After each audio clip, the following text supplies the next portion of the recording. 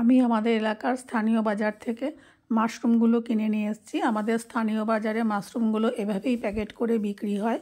আমি উপরের প্লাস্টিকটা তুলে দিয়ে মাশরুমগুলো বের করে নেব এবং এটার গায়ে একটু কালো কালো ছিটা ছিটা মতন দাগ থাকে। সেটাকে আমি কিভাবে স্কিনটাকে রিমুভ করছি সেটা আপনাদের স্টেপ বাই স্টেপ দেখাচ্ছি। আমি আমার এই পুরো ভিডিওতে স্টেপ বাই স্টেপ আমি কিভাবে রান্নাটা করলাম পুরোটাই আপনাদের সাথে শেয়ার করেছি। আশা করি আপনারা দেখবেন। এবং এই মাশরুম পেঁয়াজ রসুন ছাড়া একদম সম্পূর্ণ নিরামিষভাবে আমি এই রান্নাটা করেছি। আপনাদের দেখে অবশ্যই এটা ভালো লাগবে। মাশরুমগুলোর উল্টো দিকে মানে যে ধারে বোটা থাকে সেই দিক থেকে পেঁয়াজের খোসা তোলার মতন আমি স্কিনগুলো আস্তে আস্তে এভাবে তুলে নেব। এটা কিন্তু উপর দিক দিয়ে তোলা যাবে না, পিছন দিকে বোটার অংশ থেকে একটু নখ দিয়ে খুঁটে তুললেই উপরের যে কালো কালো যে উপরের যে স্কিনটা সেটা অনায়াসে রিমুভ হয়ে যায়, বেরিয়ে আসে। আপনারা এভাবে এটা পরিষ্কার করে নিয়ে তারপরে একটা ন্যাকড়া দিয়ে শুকনো কিচেন টাওয়েল দিয়ে মাশরুমগুলোকে একটু ভালো করে আমি মুছে নিয়েছি। মোছার পর হালকা গরম জল দিয়ে একটু ধুয়ে আবার শুকনো কাপড় দিয়ে আমি ভালো করে মুছে এটাকে আমি টুকরো করেছি। আপনারা আপনাদের মাশরুমের আকার অনুযায়ী টুকরো করবেন। আমি এখানে বড় মাশরুমগুলোকে 4 টুকরো করেছি এবং ছোট মাশরুমগুলোকে 2 টুকরো করেছি। অনেকে মাশরুমগুলো আগে একটু জলে ভাপিয়ে নেন বা সেদ্ধ করে নেন। আমি সেই প্রসেসে করব না।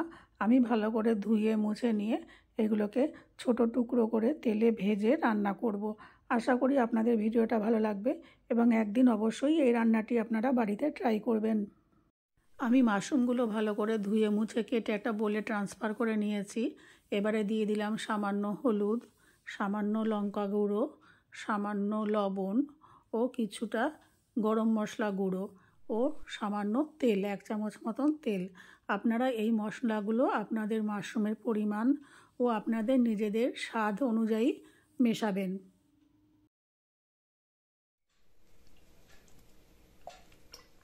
আমি এটাকে এবার মাখিয়ে, যেরকম আমি মাংস মাছ আগে সবাই আমরা মাখিয়ে রাখি, এটাকে সেরকম মাখিয়ে কোট করে রেখে দেবো।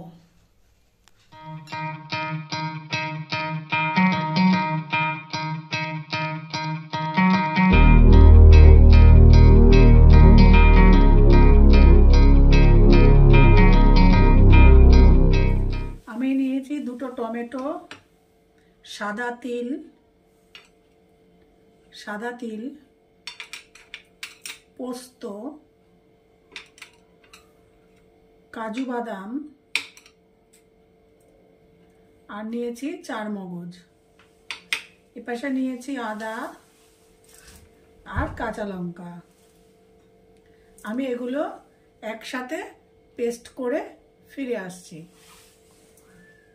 আমি গ্যাসে কড়াই দিয়ে দিয়েছি, গ্যাস অন করে দিয়েছি। দিয়ে দিচ্ছি সাদা তেল।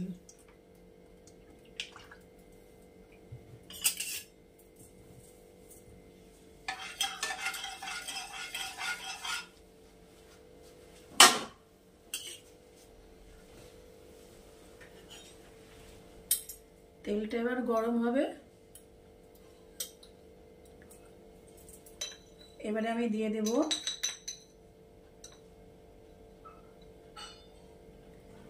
দু চামচ ধনে গুঁড়ো,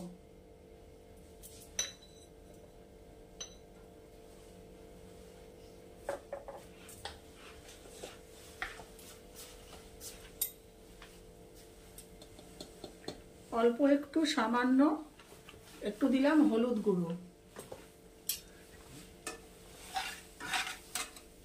এবারে দিয়ে দিচ্ছি একটু কসুরি মেথি।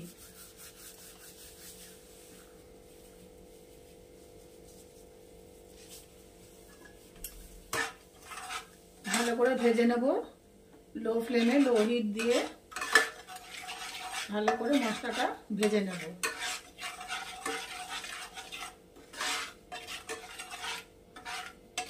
আমি বেশি এখানে হলুদ দিলাম না, তার কারণ মাশরুমটা কিন্তু আমি আগে হলুদ দিয়ে মাখিয়ে রেখেছি।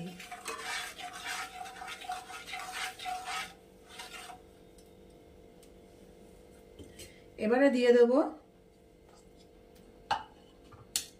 আমি যে টমেটো পেস্ট করেছিলাম, টমেটো, কাজু বাদাম, 4 মগজ, আদা, কাঁচা লঙ্কা যে পেস্ট করেছিলাম দিয়ে দিলাম সেই পেস্টটা।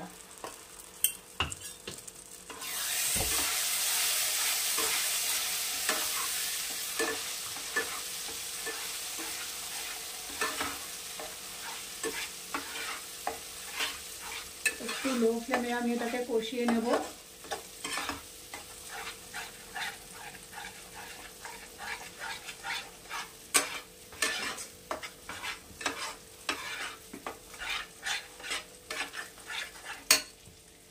একটু দিয়ে দেবো সামান্য জল, ফ্লেমটাকে হাই করব।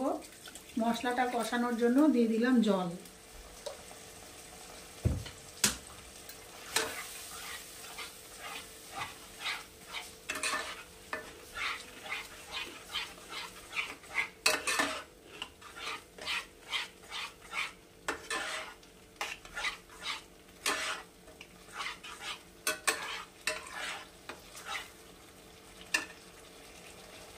মশলাটা কষে এসছে, মশলা দিয়ে তেল ছেড়ে গেছে।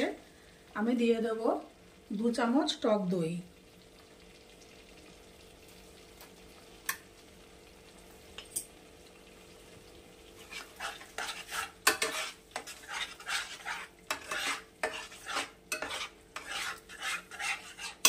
এটা একদম নো গার্লিক নো অনিয়ন, কোনো পেঁয়াজ রসুনের আমি এটাতে ব্যবহার করব না।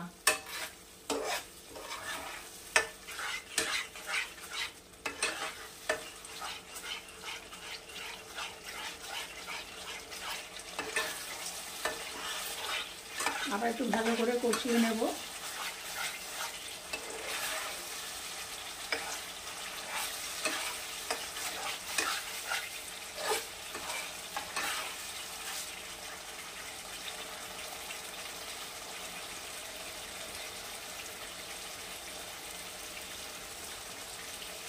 মশলা কষে এসছে। আমি এবার এই যে মাশরুমগুলো মাখিয়ে রেখেছিলাম এগুলো দিয়ে দেব। নুন, হলুদ আর লঙ্কার গুঁড়ো মাখিয়ে রেখেছিলাম, তাই একটু এরকম কালো কালো, আর একটু তেল দিয়েছিলাম।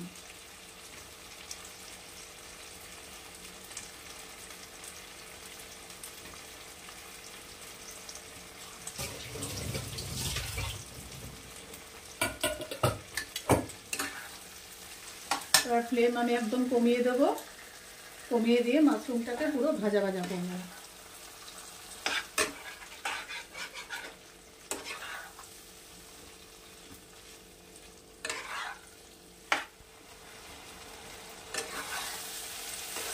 মাশরুমগুলো একটু ভাজা ভাজা করে নিয়েছি।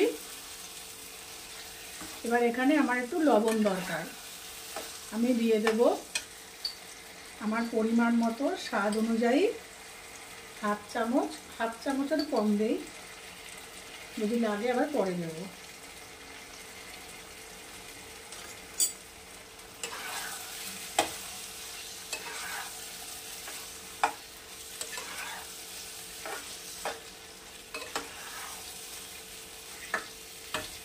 মাশরুম এমনিতেই খুব তাড়াতাড়ি রান্না হয়ে যায়, নরম হয়ে যায়, তারপরে মাখিয়ে রেখেছিলাম, সেই জন্য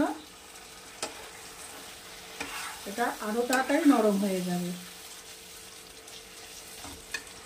দিয়ে দেবো সামান্য জল, 1/4 কাপ জল।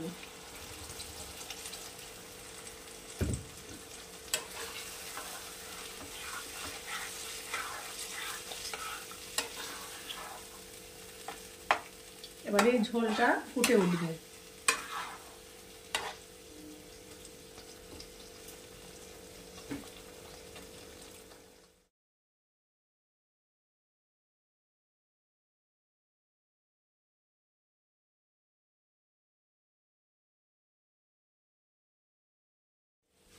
দিয়ে দিলাম একটু বাটার।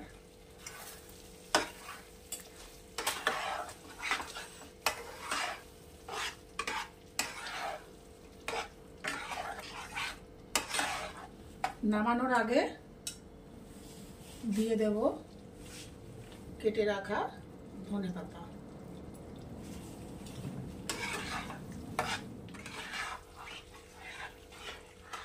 আপনাদের স্বাদ অনুযায়ী আপনারা লবণ ঝালটা দেবেন। আর আমার রেসিপিগুলো যদি আপনাদের ভালো লেগে থাকে তাহলে আমার চ্যানেলটিকে অবশ্যই সাবস্ক্রাইব, লাইক, শেয়ার ও কমেন্ট করবেন। আর একদিন মাশরুম এইভাবে পেঁয়াজ রসুন ছাড়া অবশ্যই একদিন বানিয়ে আপনারা ট্রাই করবেন।